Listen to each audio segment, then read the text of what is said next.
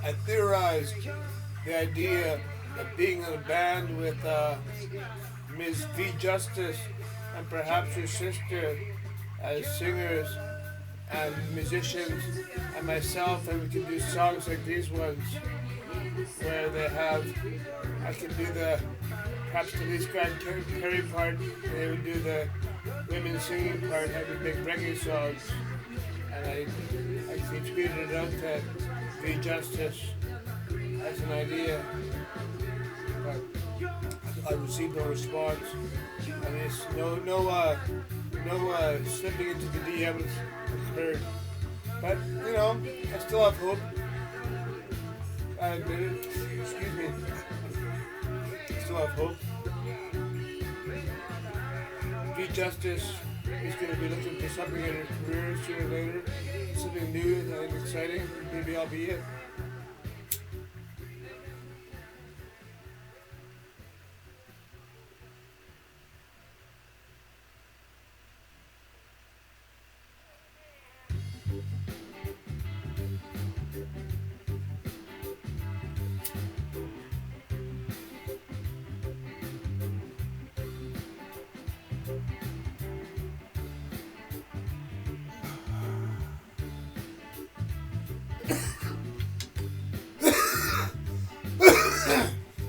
Smoking a combination of weed and hash.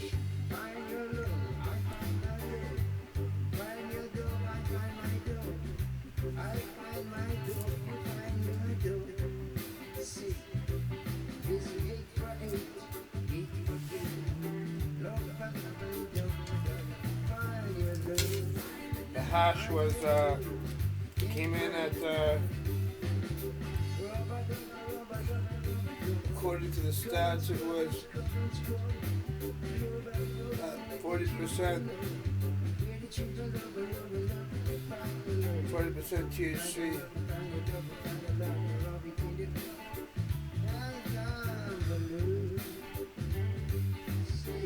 About a gram of hash.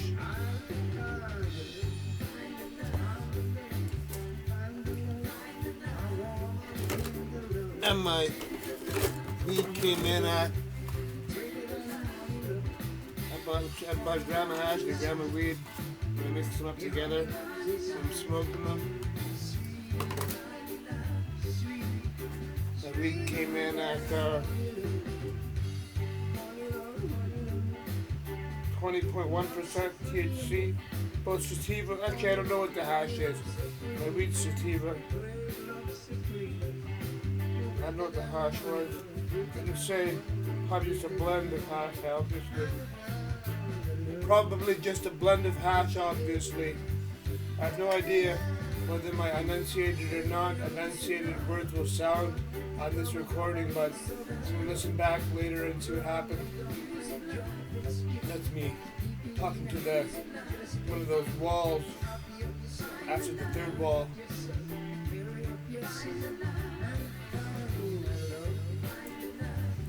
This is what my dad got me for my parents. I imagine my dad sort of got this for Christmas this year. It's a nice magazine. It's a deluxe magazine. A magazine that costs like $1 zillion, but it's a good magazine actually. Excuse me. It's got right up on the Beatles. So every song from the album, sort of. It doesn't have the singles though. They're right up on the singles that were on the album tracks. It only does the albums. Excuse me. Yellow Submarine. This song has always been something of a conundrum. It's never really escaped the status of cartoon sing-along, sung by the drummer for a laugh, has it? But at the same time, the Beatles were known for their sense of humor, for their acid-drenched visuals, and for their appeal to children. Ringo Starr's vocal is perfect for the song, too, slightly flat as it is. They always say Ringo's slightly flat and all that. I don't hear it, get it? Blah, blah, blah. Say Bob Dylan can't sing, say Ringo can't sing. I'm saying these people sing circles around people that really can't carry it to you. Get like Ringo can carry it too and carry it well, and he sings well. He's got a resonance in his voice and all the right qualities make up a singer. Get it? I mean, that's all the qualities make up somebody who can sing a song. So does Bob Dylan, and then all the critics say these guys can't sing. And like, so you people are the ones that can't sing. Like, obviously you can't sing because you're not making records. You get it? How can you fault Ringo and Bob Dylan when they're making records and they're singing and people love what they do? Like, quit making them your scapegoat people, get it? Like, it's ridiculous. The next minute you tell me that I can't sing, you get it? And you know, the thing with me is I can't sing all the time because I'm singing like a zillion songs and I haven't tried them all enough. But I can sing a song that I've worked on pretty well sometimes, trust me. Songs I have worked on I can sing pretty well sometimes. I think I have a decent voice. I mean, like, I sing a good voice. I'm a real singer. When it comes right down to it, but I'm not the greatest singer, but I'm a real singer. See, I'm not the greatest musician, but I'm a real musician. I'm not the greatest guitarist, but I'm a real guitarist. I'm not a greatest writer, but I'm a real writer. I'm not the greatest artist, but I'm a real artist. That's what I say. I'm not the greatest singer, but I'm a real singer. I'm not the greatest person even, but I'm a real person, you get it? I'm real. That's why I say I put up my hand and say I'm real.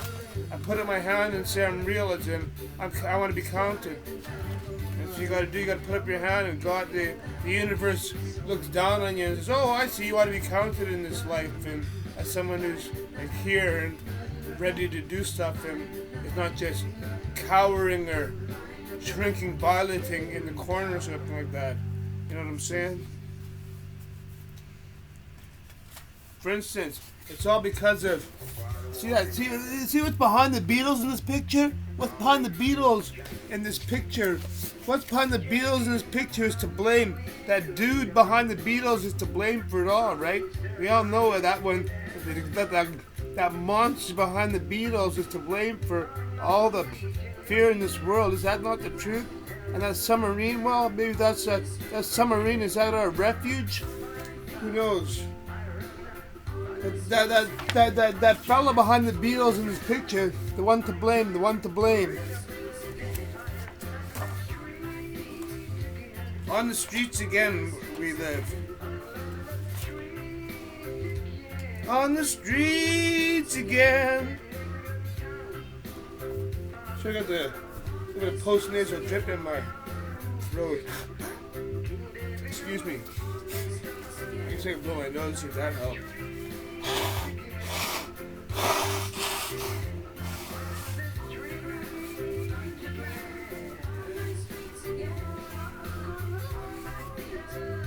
Probably just a little bit.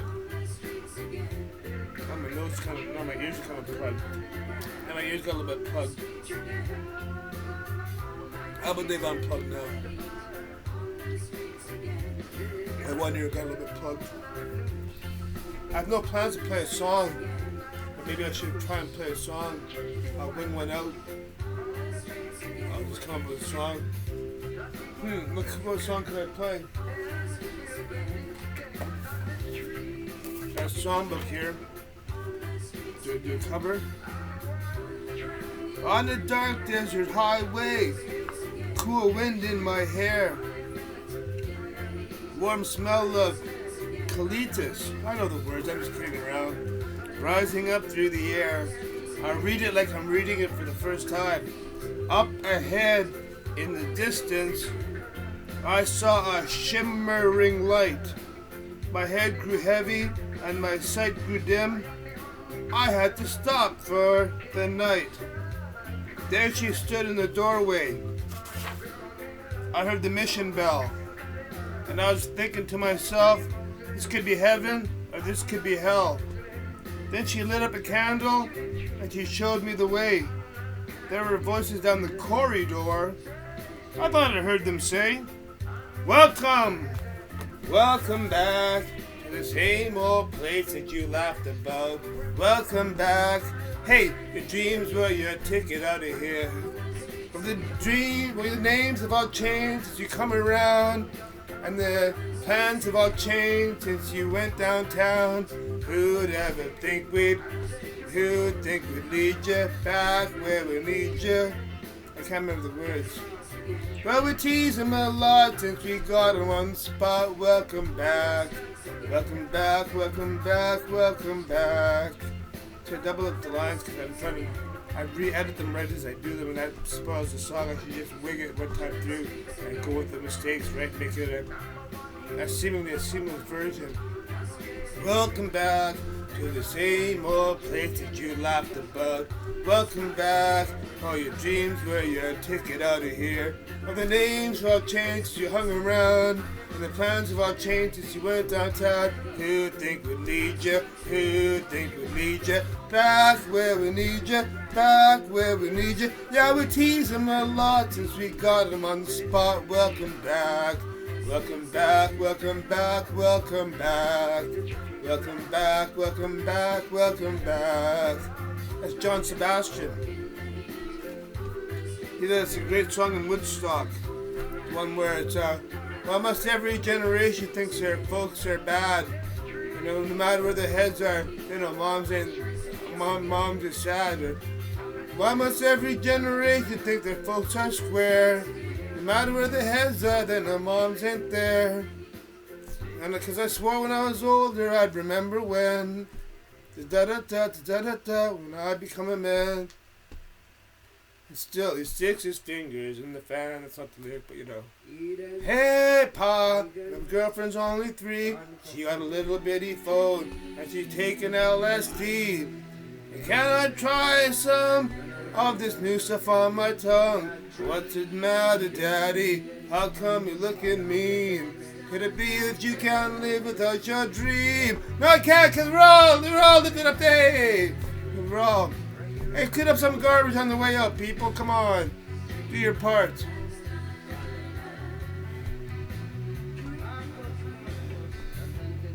And then he reaches for the crowd to help him out with the lyric at that one point in the song.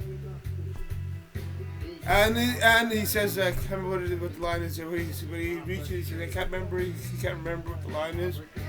Like, who does that? That's a famous. Like, I've never seen that moment in any other performance clip where they reach to the crowd and get the line like that. That's the only one where I've seen that ever happen like that. John Sebastian. It's a great clip. Hey, Woodstock was a great concert. I'm glad I didn't go though. I was alive, but I wasn't. Depending on your right to life, look, I'm pro-abortion. I can say it even on camera. I'm pro-life, which means he accepts abortion. And pro-life, pro-choice. I mean, pro-choice. Whoa! Now people say, what the hell? pro-choice meaning I accept abortion. I say pro-life because when I was younger, I didn't know what that meant. I thought pro-life would always be a good. But I swear, when I was younger, this is the truth though. I can actually comment on what I mean on this. Is that I am pro-choice for abortion. But when I was younger, I thought that pro-life was a good thing because I didn't know it was attached to abortion. I thought pro-life must be a good cause. Get it? Because I thought, well, pro-life. I mean, that sounds like the right words, right? You get it? And then I realized it was attached to abortion, and it being anti-abortion, and non-woman's choice and all that. So I'm against pro-life, but on the other hand, the words pro-life by themselves should be a positive thing. Get it? These weirdos have co-opted it for their own disgusting means, of course. And they say, I have the answer to why I'm for abortion and why I'm pro-choice, because he says, you're not going to control a woman's body. If that woman says, gee, I want to have an abortion because I don't want to have this baby that's inside me, then that's her fucking choice, you get it? We don't play God over somebody else's life, get it? We let somebody out, we let the individual play God over their own life as fucking always, get it? If a woman wants to play God over her own life, we got a goddamn let her, get it? She wants to end her pregnancy, we fucking let her because that's her fucking choice. The individual gets to play God over their own fucking life. We have no right being God over somebody else's life and making our rule over somebody else's life like that. Not when they're only doing something. You have no right to be God over somebody else's life ever, get it? And that's the truth. And they say, well, that woman's being no. As John Morris says, here's what as far as this is what it goes as far as the fetus goes. Until that baby is outside the body, the woman is in power. Get it? Understand that? And it's as simple as that. When that baby is outside the body and that placenta is cut, then it's a human being. Up until that baby is not a human being, until the placenta is cut, basically is what I'm saying. Get it? Up until that, it's part of the woman, and that's the fucking rules. Get it? That's the fucking rules, people. I'm like, I'll get angry, but I'll calm down and relax. But you get it? I'm just saying, that's the fucking rules. I get it? Is that is not a baby until it's outside the womb and the placenta is cut, and now you have a human. But when it's inside the body, that's fucking a woman's business. Get it? That's goddamn woman's business. She can do what she wants, and that's the truth. You can't argue with me on this because that's like saying, look, fella, how about I don't like the way you're thinking about using your whatever, so I'm gonna just say you can't get it. We don't go by intention or something like that. Get it? Well, and they say, well, she's trying to, and they say, you're assuming that you know everything about pregnancy. Get it? If that woman knows more about it, she says that baby is not meant to come out. That's her choice. Get it? That woman has the right to tell you that baby is not meant to come out. Think about it, people. A woman has the right to tell you her baby is not meant to come out into this world. You fucking kidding me? That's her right. You get it? A woman has the right to say that her unborn, whatever it's called, is not going to come to this world. That's her right. Until that child is placenta free, the placenta is cut, and they are their own infant, then they're not a being yet. They get no status. They got fuck all. Get it? They're nothing. They're not even alive, basically. Get it? Why? Because they're still part of the woman's system. Get it? They are a parasite, literally. That's not a human. That's a parasite, literally. Get it? That baby is a parasite till the placenta is cut, and you know that what I'm saying there, right? So that's a parasite. That's not a human. So that's why the woman's got the right to do whatever they want until that placenta is cut. And that's why it's as simple as that. Get it? You want to say, well, the woman will let me cut the placenta. Now we'll start splitting hairs. That's what the rule is. Get it? If the woman's saying, I don't want to cut the placenta yet. I want to hold on to this feeling for a bit longer while the baby's outside the body. Get it? Like that's when the doctor might say, well, I think it's time to cut the placenta back. The baby's outside the body now. I think it's time to cut. Get it? But anyway, you know what I'm saying? No joke. I'm not even gonna play a song. This is became a discussion on this idea in itself, and it's My Girl. My Girl. It's a good song, but I'm going to end the broadcast now.